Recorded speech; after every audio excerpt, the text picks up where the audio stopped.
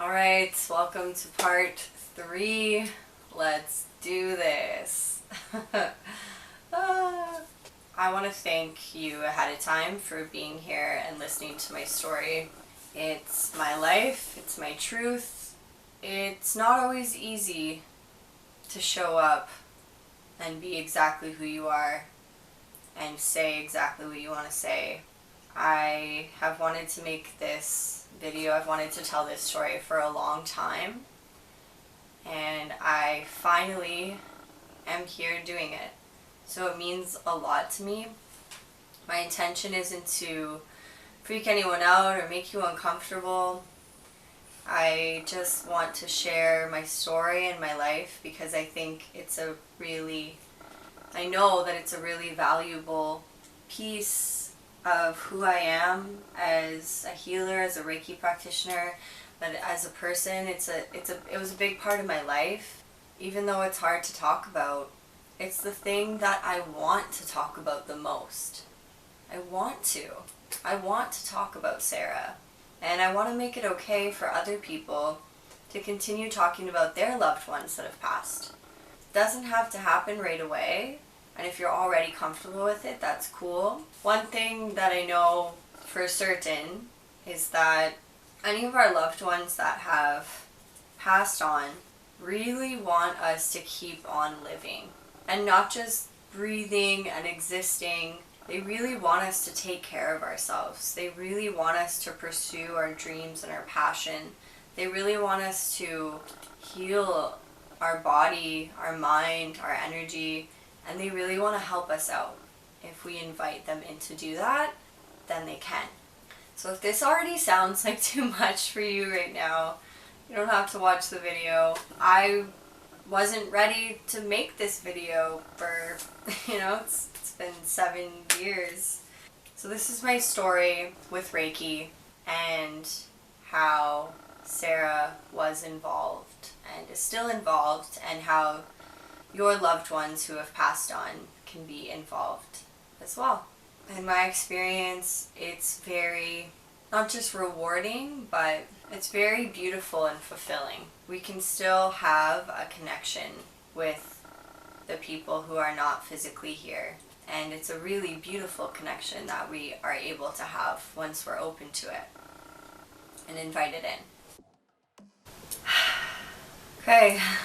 So this is my very cool and almost unreal story with Reiki, but also very true. And I feel like by the end of this, you're either going to think I'm batshit crazy or be very moved by it. And I hope it's the latter. So, Reiki found me. I did not choose it. I didn't choose it. It found me. I don't know how else to say that. The first time I learned about it, which I said in my previous video, was during my massage therapy program, and my teacher barely wanted to talk about it, breezed by it, so it didn't really stand out to me too much. The second time I heard about Reiki was from my cousin Sarah, who is like my little sister, my little me, like really like my best friend. So the second time I heard about it was from her. The third time I heard about it was from a colleague of mine, and he actually reached out to me. He felt comfortable asking me, and he knew I'd be open to it. He knew I'd be down. So basically he asked me if he could practice doing Reiki on me for free. So I was like, you know what? Yeah, I've heard about it in school. Best friend, my cousin, seems to be really interested in it and was telling me a bit about it. And now I have somebody asking me if they can do it on me. So this is why I'm saying Reiki found me. Never once did I seek it out or was ever particularly interested. It just kept getting put in my face and put in front of me. I go to this Reiki treatment. It was pretty cool. I didn't have any life-changing experiences that I knew of at the time. During the treatment, I just felt really relaxed. I felt lighter. I felt calmer. And I just felt good, but nothing really in particular crazy happened. But I remember the practitioner telling me, my friend, that he kept hearing and seeing and feeling the elephant, tell her about the elephant, tell her to follow the elephant, follow the path of the elephant, the elephant, the elephant. He said the whole hour that he was doing Reiki on me, That's all he could think or hear. It was just the elephant, the elephant, the elephant, the elephant. So that's what he told me. He's like, does an elephant mean anything to you? Is that significant anyway? I was like, I don't know. I like elephants. They're good luck. I've ridden elephants in Thailand. Like, I don't know. It didn't resonate with me at the time, but that was what happened during my first ever Reiki treatment. The elephant, the elephant, the elephant. He couldn't stress that enough. So, I had talked about Reiki a little more with Sarah. I was just starting my career as a massage therapist, and I decided I wanted to do Reiki. I was into it. I was down it because I'd always been spiritual. I was getting away from like the spiritual shit that like made me uncomfortable and freaked me out, and healing is what resonated with me deeply and really paired well with massage therapy as well. Reiki sounded good. It sounded authentic. It felt good. It kept showing up in my life. I was down. I was sold. So I found a Reiki master in my hometown, and I booked a private session with him a few months in advance. I was excited. I was starting my career. I was going to do my level 1 Reiki training. Things were great. And one night, Sarah and I were hanging out, and I think I was giving her another driving lesson. I brought her to my massage therapy clinic. I wanted to show her my room, and she gifted me a photo, which I thought was really sweet. And it was me and her brother and my brother and our cousins at Christmas, the time I told you about where we felt like we could feel my uncle's presence. Yeah, okay. If you haven't watched the previous video, I really recommend watching it because you're going to miss a whole part of the story if you're starting with this video. Anyway, so she brings me this photo. We all made a pyramid. That's kind of my thing. If you go through like my Instagram and Facebook photos, you will find so many pyramids that I've been a part of because I always make people do it because I don't know, I really like pyramids. It's fun. So anyway, I made my family do it. It was fun. And Sarah and I are in the middle. So she gave me this photo. So the first time I brought her to my massage room, she gives me this photo that she got printed of our family. I'm like, that's really sweet. That's perfect. It's not too much, but it's a little bit of me. It's my family. Like some good energy in the room. It was like perfect.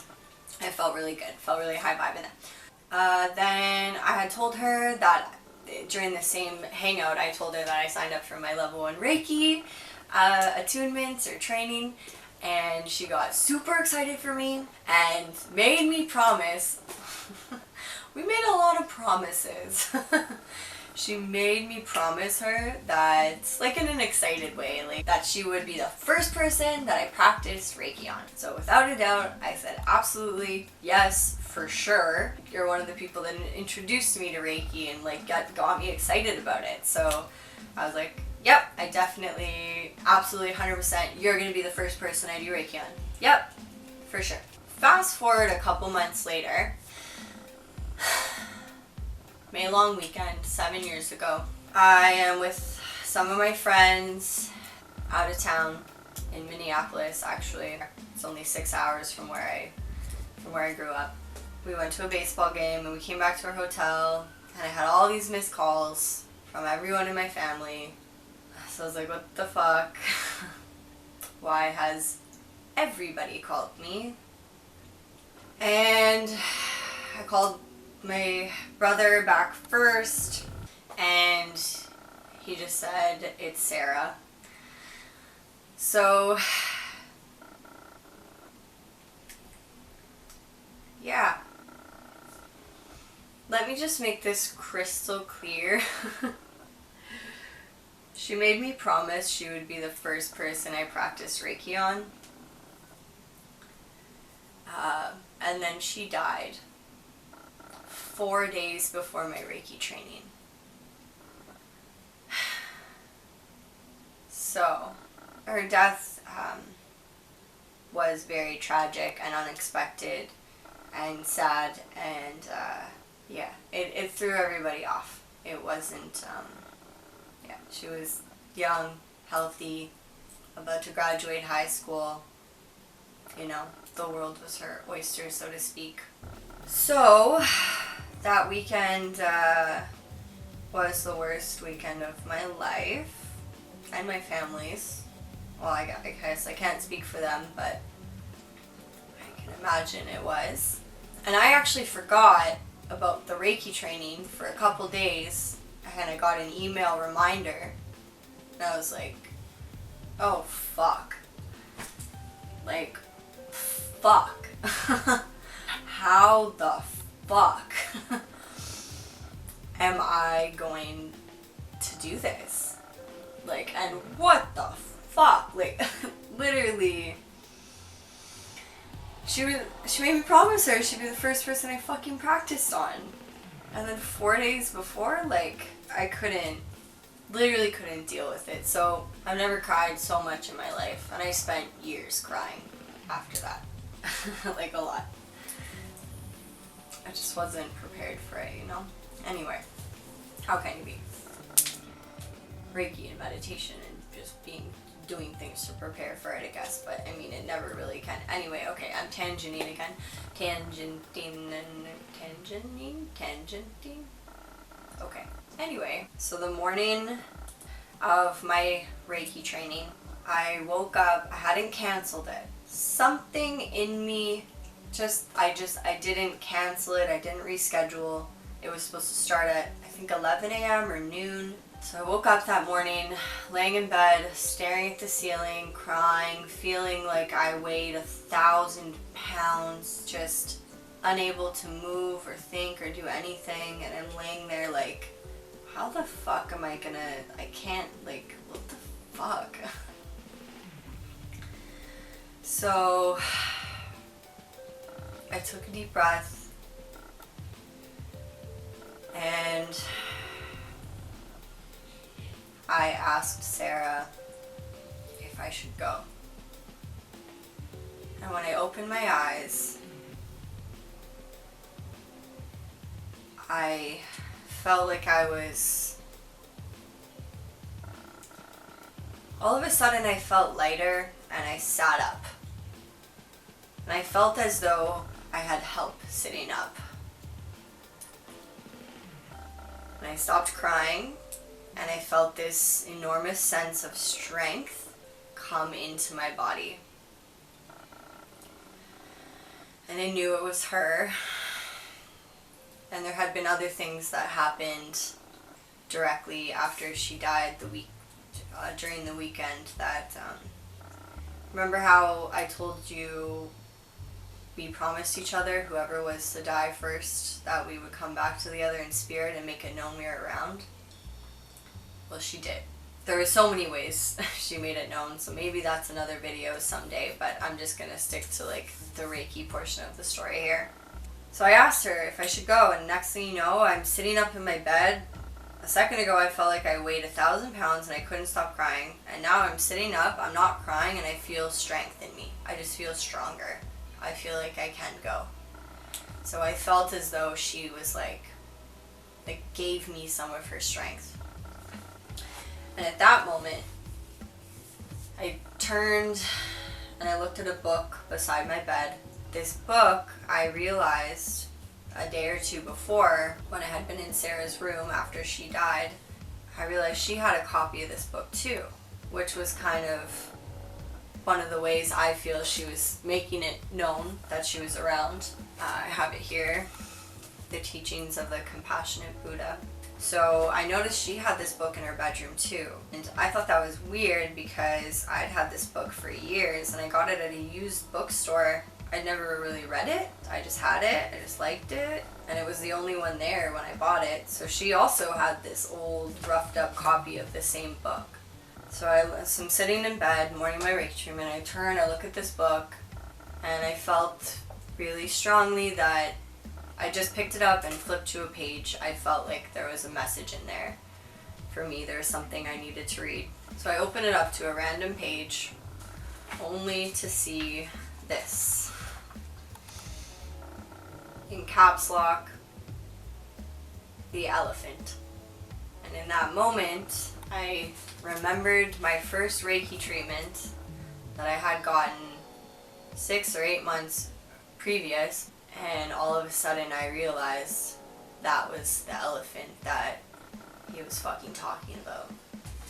So to read it to you. The message for me was, be not thoughtless, watch your thoughts, exclamation mark. Draw yourself out of the evil way like an elephant sunk in mud. And that was all I needed to read. That was all I needed to hear, because I got what I needed. It became clear to me that Reiki was a powerful way to transcend time and space and deliver messages in a way that isn't logical, in a way that is miraculous and mind-boggling. And it makes perfect sense that it would be Sarah that sent me a message that way. She was the one that told me about Reiki. She made me promise I'd be the first person I did it on.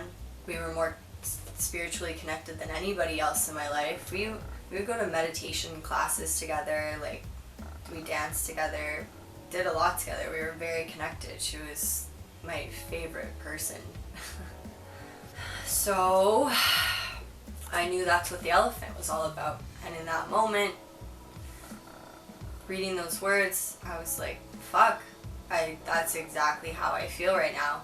Like an elephant sunk in mud. But then I felt strength, and I felt able to get up and get dressed. So just one step at a time, one breath at a time, I got myself ready and I drove there to my clinic, where I met up with the Reiki master who I had never met before. Didn't know me at all. We didn't have each other on Facebook or anything. Just emails. Or like phone calls or something. He was really old school. He still is. I love him to death though. Also, the whole elephant thing, let me just say, I know this story is getting really heavy. At the time, it was really hard for me to see how cool that is. I give myself and I give you permission to see how fucking cool that is. How fucking cool is that? Anyway, I think it's cool. Super cool. So, I got up, I got dressed, I went to the training, introduced myself to my Reiki master, and he looked at me and my face was puffy and red. I had been crying for 4 days straight, and energetically, he's a fucking Reiki master. He knew something was up, but he didn't know what. He had no idea what. There's no way he could have known. So he immediately asked me if I was okay, and I said yes. I just had a rough weekend.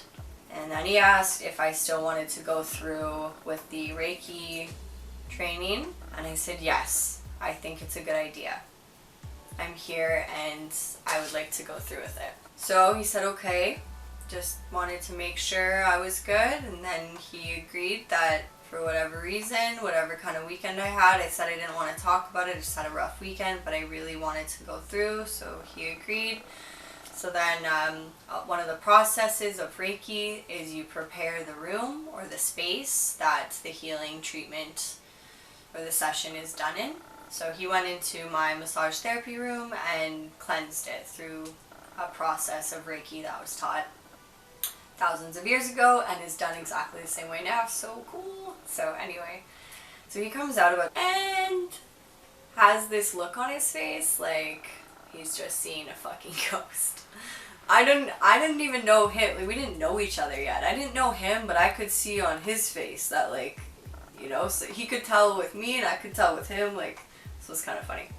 So he said while he was doing his Reiki things to cleanse the room, he felt a presence there with him. And a part of Reiki is drawing symbols, and certain symbols do different things. And so as he was drawing the symbols, he could feel a finger on his hand doing it with him, cleaning the room with him. So he's telling me this, and I'm like, holy fuck, it's Sarah. Holy fuck, it's Sarah. Obviously, it's Sarah. Oh my god, do I have to tell him? I have to tell him now, right? So I'm just listening to him. He's just telling me what he experienced, and I'm like, okay. He said he could feel something, so at first he was like, what? What's that? And then he just felt like it was a good presence, didn't feel bad about it, and he was like, alright, you're helping me out, that's cool. So when he was done cleaning the room, or clearing the room, I should say, his eyes were drawn to that photo of me and Sarah and our family the pyramid photo she had gifted me specifically to put in my massage therapy room during the same hangout when I told her I was doing my Reiki training, during the same hangout where she made me promise her I'd be the first person she practiced on. His eyes, my Reiki master, were drawn to that photo, and he had a deep knowing. This is what he was saying to me. He said he knows that it's someone, or he feels that it's someone that's in that photo. So that's the moment it cracked, and I just like, head in between my knees, crying like I couldn't, like, that was like so much, but it also made me happy and feel good. It was so many emotions. It was like really fucking crazy. So at that moment, I felt compelled to tell him that he's right and that it was Sarah for sure. I told him a little bit about our story, and he was like, yeah, you definitely need to be here today, and she's definitely here too. So I'm like, okay, let's do this. And that ended up just being like a really powerful healing session for me, and we redid my level 1 again later when I was in a better headspace. So we began it's called an attunement. When you do your level 1, 2, or 3-year master Reiki training, you get an attunement. So we began the attunement in my massage room. I can honestly say I don't remember. I was just so like yeah, so many things. I just remember feeling like healing was happening. I don't know how else to explain it. I could feel this like powerful energy all around me. I could feel Sarah's presence. It didn't make me feel comfortable though. It took me a long time to appreciate the way that she could be in my life now, because I was just so fucking sad that she wasn't physically here anymore. It took me a long time to be okay with that, and to make peace with that essentially, and to enjoy that and get excited about it. So I'm in a very different place now than I was then, obviously. And then at the end of the treatment, my Reiki master told me, he's like, again, weirdest thing happened. That's never happened before. Like, what now? He said the whole time, all I could hear was that song by Shania Twain, From This Moment On. He's like, it was playing in my head so loud, it's like someone put headphones on me at full blast. He said he was trying to like turn it off or turn it down, or tried to focus, or tried to like hear something else or pick up on something else, but all he could hear is that fucking song playing over and over again, super loud.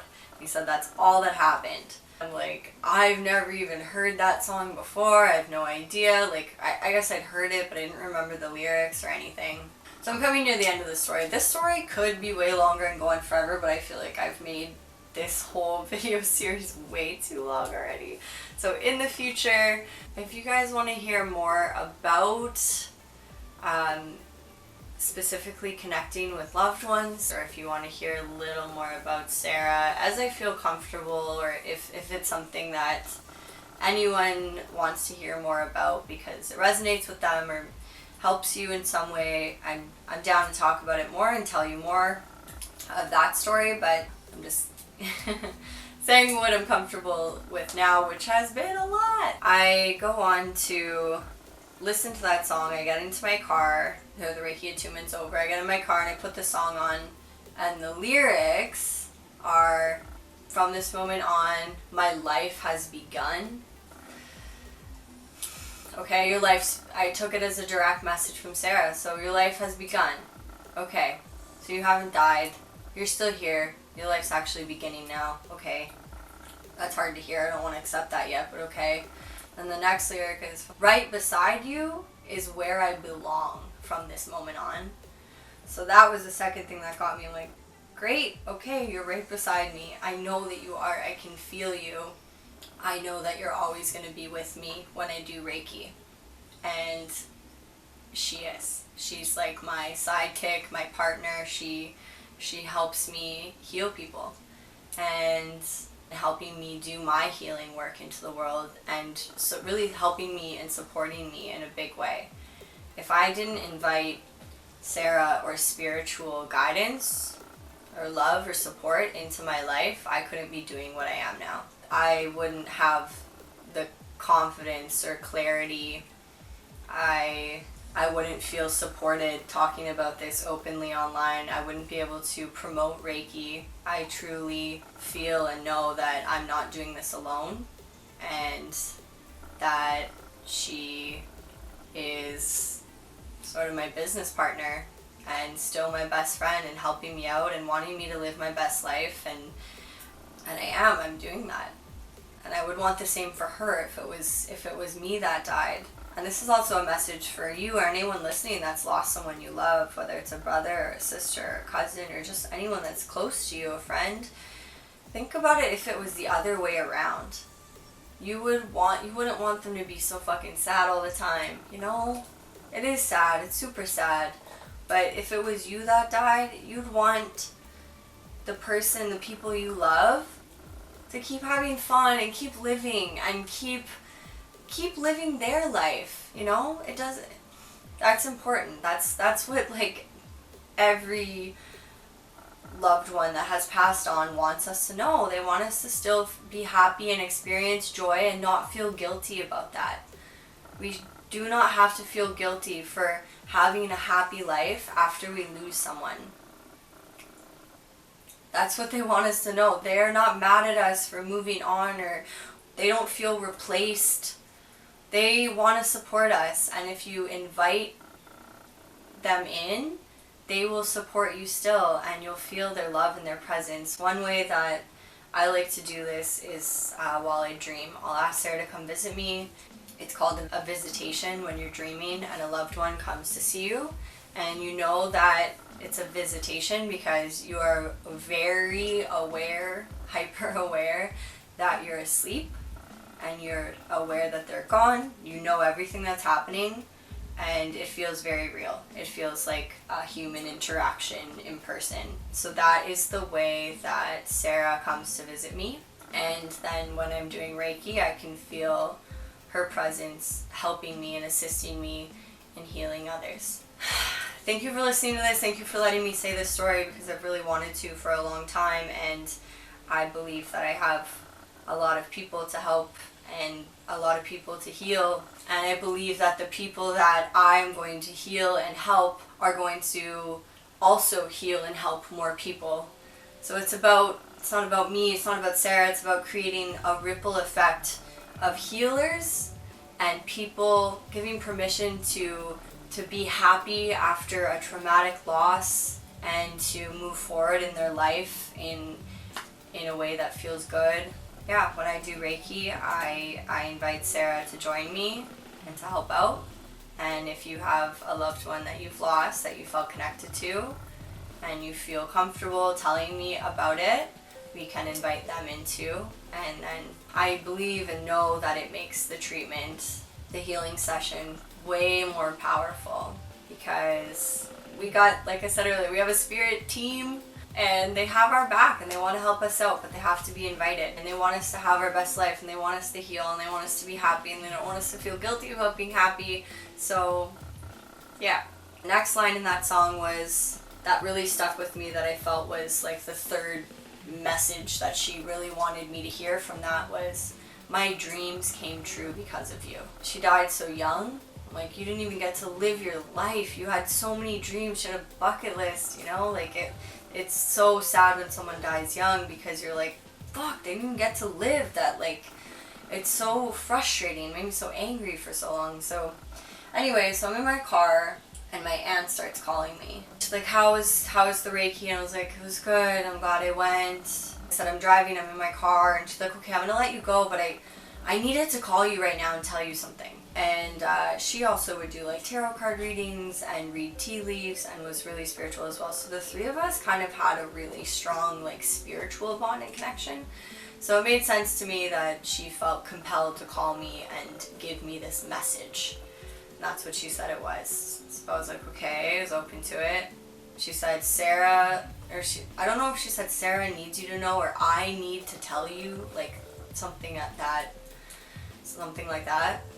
Like, you need to know that Sarah's dreams came true because of you.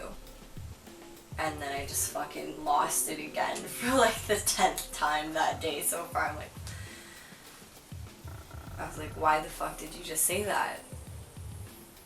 Where did that come from? Why did you just say that? And she's like, because it's true, I just had to say it to you.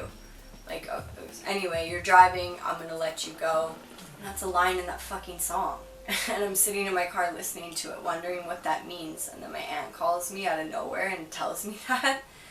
So yeah, Sarah kept making it known that she was around and she wanted me to know she was with me. And then, okay, this is the last part of the story. There's so much more I could tell, but I feel like I can feel myself winding down and wanting to end this video, and I feel like it's long enough. But feel free to comment below if you liked hearing about this, or if you want to hear more. I'm down to talk about it more. I just, yeah, I'm losing steam now. But a week later, after my Reiki treatment, I received a package in the mail from my dad. And I opened it, and it's like just some like random stuff. My dad will just send me a little like care package. But one of the things in there was a bookmark that said, "Move confidently in the direction of your dreams." So there's that word again, dreams. And I know that word is everywhere, and I see it all the time now, and every time I see the word dreams or dreams come true, I don't always think it's Sarah. Because you know when it is, and you know when it isn't. You feel it. And I think it's good to not get like crazily obsessed about it and be like, oh my god, that's them, and this is them, and that's them. Like, you gotta chill the fuck out. You got to. They're like, yeah. But when she first died, we had made that promise to each other. I said I'd do Reiki on her. So it made perfect sense that she kept being around. Every 5 fucking seconds something crazy happened, or I felt her, or like, yeah.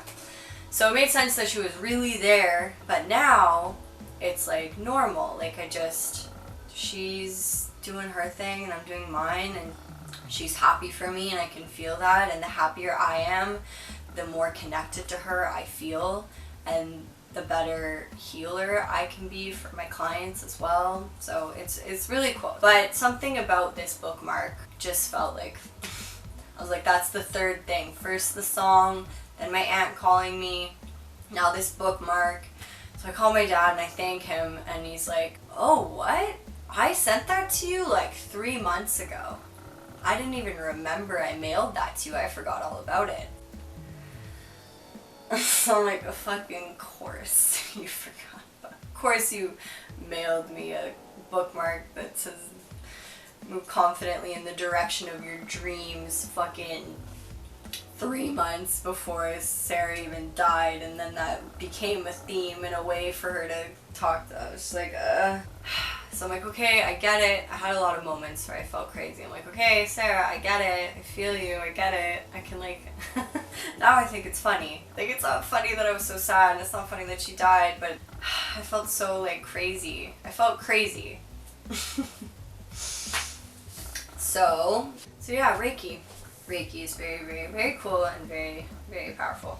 So, to end this video, because I want to, I'm done talking about it. Clearly, Reiki has been a very huge, incredible part of my life for a long time now.